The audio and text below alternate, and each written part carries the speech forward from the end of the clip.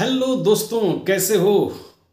और मुझे लग रहा है आप सबको एक बार फिर से हैप्पी न्यू ईयर।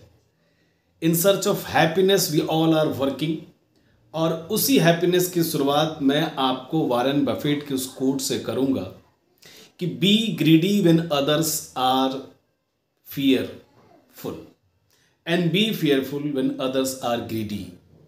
इन हिंदी कि आपको उस समय लालची बनना चाहिए जब बाकी लोग मार्केट में एंट्री लेने से डरे, और आपको उस समय जरूर डरना चाहिए जब पूरी दुनिया लालची हो जाए। इट मीन कि एक पॉइंट ऐसा आता है जब आपको अपने डिसीजंस खुद लेने होते हैं। मैं हूं आपका दोस्त आचार्य राकेश, और आज के इस ऑफलाइन सेशन में 2023 के लिए 2023 के लिए सेक्टर्स आउटलुक आपके साथ शेयर करना चाहूंगा, और इसके साथ कल के लिए वो कौन से स्टॉक्स होंगे जो आप ट्रेड कर सकते हैं, इस पर हम बात करने वाले हैं। तो सबसे पहले ब्रीफ में बात करूंगा ऑटो। पिछले कुछ महीनों से ऑटो में वो तेजी, वो मोमेंट नहीं दिख रही है।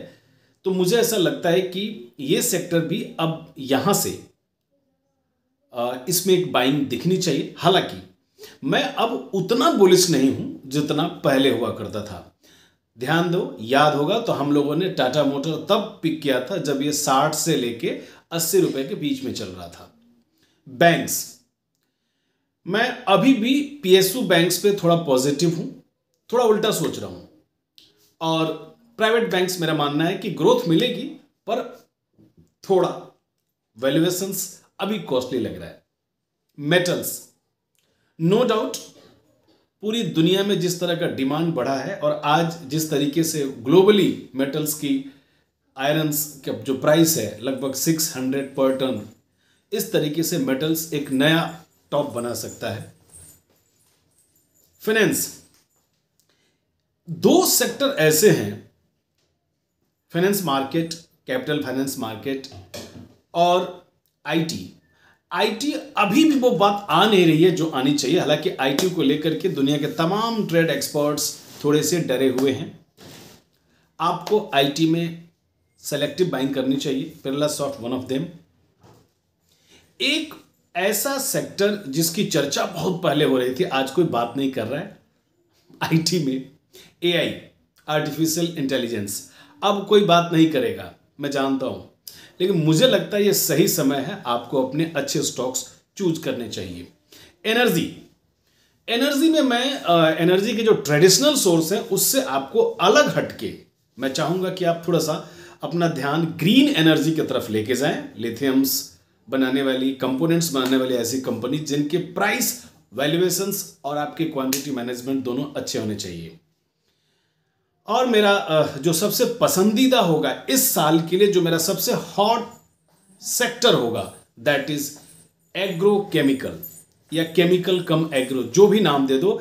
ऐसी केमिकल कंपनी, स्पेशलिटी कंपनीज जो कंज्यूमर ड्यूरेबल होने के साथ साथ हमारे एग्रो यानी हमारे एग्रीकल्चर सिस्टम को भी सपोर्ट कर सके, और ऐसे कंपोनेंट्स या ऐसे पार्ट्स बनाए या ऐसे कंपाउंड तैयार करे जो हमारे डेली लाइफ में काफी यूजफुल हो। क्योंकि मैं हमेशा ऐसा मानता हूं कि आप कंजम्पशन को इग्नोर नहीं कर सकते हैं। भारत एक ऐसा देश है जो उसकी आबादी है और जो उसकी जरूरत है, ये दोनों बहुत बड़ी है।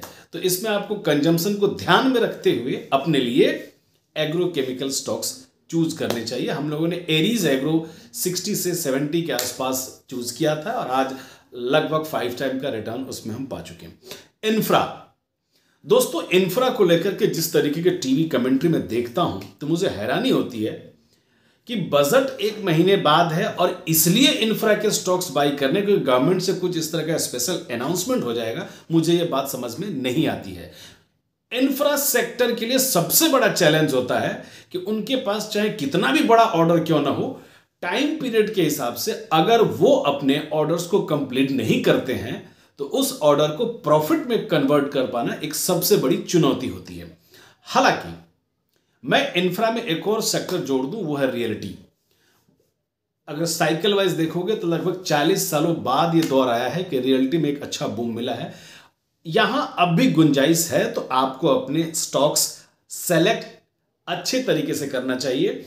ऐसे स्टॉक्स जो चले नहीं हो और जिनकी वैल्यूएशंस अच्छी हो, मार्केट कैपिटल अच्छा हो, रिटर्न ऑफ इक्विटी अच्छा हो, एंड सबसे बड़ी बात डेब्ट, कर्ज बहुत बड़ी बात है। आप जब भी कोई कंपनी चूज करिए तो ये ध्यान में जरूर रखिए, ऐसा ना हो कि जो उसकी मार्केट कैपिटल है उसका ट्वाइस उसका डेब्ट हो, तो जो भी उसकी अर्निंग होगी वो खत्म हो जाएगी। सो ये रहा पूरे साल का जो मेरा सेक्टर्स, और बाकी मैं दिन के लगभग 2:30 बजे डेली आपके साथ आता हूं, live updates Nifty, index, bank Nifty पे देता हूं। चलते चलते निफ्टी, कल अगर निफ्टी दोबारा फिर से 18,225 के ऊपर ट्रेड करना शुरू करता है, अपनी गाड़ी लेके सवार हो जाइए, एंड 265 275 यहां पे थोड़ा सोचिएगा प्रॉफिट बुक करने का। हालांकि मैं थोड़ा ऑप्टिमिस्टिक सोच रहा हूं, क्योंकि मुझे ऐसा लग रहा है कि निफ्टी में यहां से अभी भी 200 पॉइंट की रैली बाकी है। Bank Nifty until and unless 42,800 बरकरार है। बैंक निफ्टी में आगे आपको लेवल दिखते रहेंगे। कल दोबारा से बैंक निफ्टी अगर 43,400 के ऊपर जाए तब आप क्षमा करिएगा, 43,400 के ऊपर जाने से बैंक निफ्टी को हम एक बार फिर से दोबारा 43,800 या 44,000 के आसपास जाता हुआ देखेंगे। कल फाइनेंस निफ्टी की एक्सपायरी है, और पता नहीं मुझे ऐसा क्यों लग रहा है कि फाइनेंस निफ्टी तैयार हो रहा है कल एक ब्रेकआउट देने के लिए। ध्यान रखिएगा, कल अगर फाइनेंस निफ्टी सेकेंड हाफ में किसी भी तरीके से 19,000 के नीचे आता है, 18,900 के आसपास बाई करिएगा, और 19,200 के ऊपर अगर बैंक फाइनेंस निफ्टी जाता है तो ये एक बड़ा ब्रेकआउट होगा, लगभग 250 से 300 पॉइंट का। Thank you so much. जय श्री कृष्णा।